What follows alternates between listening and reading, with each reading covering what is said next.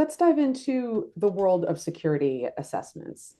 And there are, in broad strokes, what should IT professionals and security folks know about the options and landscape here?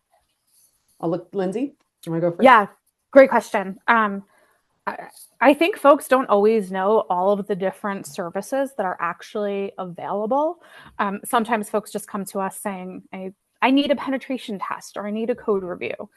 We don't do pen test, but I think in general, just understanding the available services is key to ensuring you're investing in the right security measures at the right time.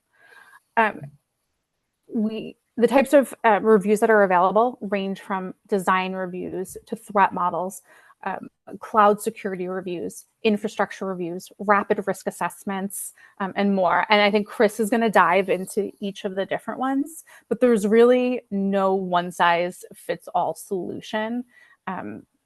Each one should really be tailored to the needs and stages of your secure development lifecycle.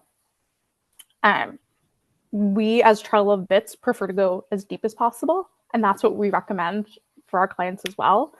But our approach is very holistic, so we prefer to look at projects from multiple perspectives while still prioritizing the most critical aspects.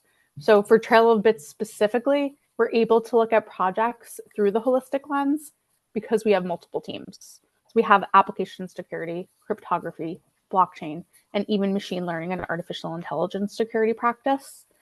So really when recommending the right components for the security review and the right services, we're doing this very collaboratively because it's specific to each company's business goals, the nature of their application, where they are in their development life cycle, and then any budget constraints. Chris, do you want to dive into like a little bit more detail about each of the services? Yeah, sure. I think from a more detailed perspective, the term audit kind of is quite overloaded, just like penetration tests. Like, what do you actually mean in terms of what are you going to be testing? What level of access do you have? What's going to be the scope? What's the intended outcomes? So I think as you look to, really effectively spend your security budget and understand what you mean by the term audit, I think it really depends on where you are at in terms of your product lifecycle and your overall software development lifecycle. So, most people think audit and they think, implementation or code review, right? That's and I think that's probably what we're, yeah. I think that's probably what we're best known for. And that's the work that we did with Workbrew and Homebrew in the past as well. But oftentimes, if you're very early on in your process, you just have kind of a concept or idea. Most people come to us for a design review where we can help you actually understand trade-offs from a design perspective, make sure you're building on top of the right architecture. You start off with security from the beginning in the development lifecycle as well. It's not necessarily a software development lifecycle. We always call it a secure development lifecycle, right? We want to make sure our clients are implementing security from the beginning. We can also look at specific design elements, adherence to specifications or standards from the beginning as well. And really focus on verifying whether design upholds the critical security invariants and requirements that you want to push into, the system or component itself. Another one that has kind of taken the spotlight here relatively recently with Bybit and some other very large hacks is operational security. So we've been doing a lot of threat modeling. So it's looking at kind of a high level technical assessment and operational assessment of risks at the system design and process level. And doing that can really help you potentially identify threats and prioritize security efforts at an architectural level as well, right? Like understanding how data is created and transmitted and stored and where security boundaries are and threat actor paths exist. And really understanding where you can prioritize your security spend from there and deeper assessments following that. Another area where we can look at is really understanding infrastructure and cloud security review as well. So it's not just the code that we looked at with Homebrew specifically, right? It's also where you're running it, what environment are you actually executing that code in? How is that configured? What are the isolation and segmentation properties of those as well? So it's not just the code, it's not just kind of high level operational, but it's also the environmental that we can kind of get into as well.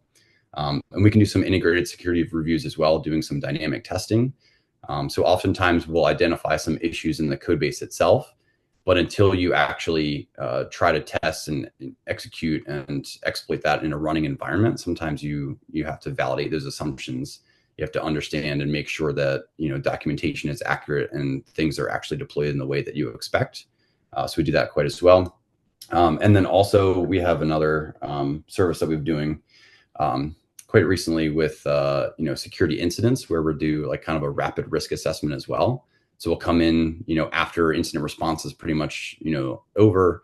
And a lot of our clients are kind of left with, okay, well, how do I make sure this doesn't happen again? So it's not really a full-blown audit or a full-blown code review at that point, but it's really for us to kind of come in and say, all right, how are you doing security in terms of your overall process? What does your testing look like? How do you make sure that you really cover the gaps to make sure this does not happen again? And there's a lot of different ways that we can look to adhere and apply these different services based on where you are in your security journey.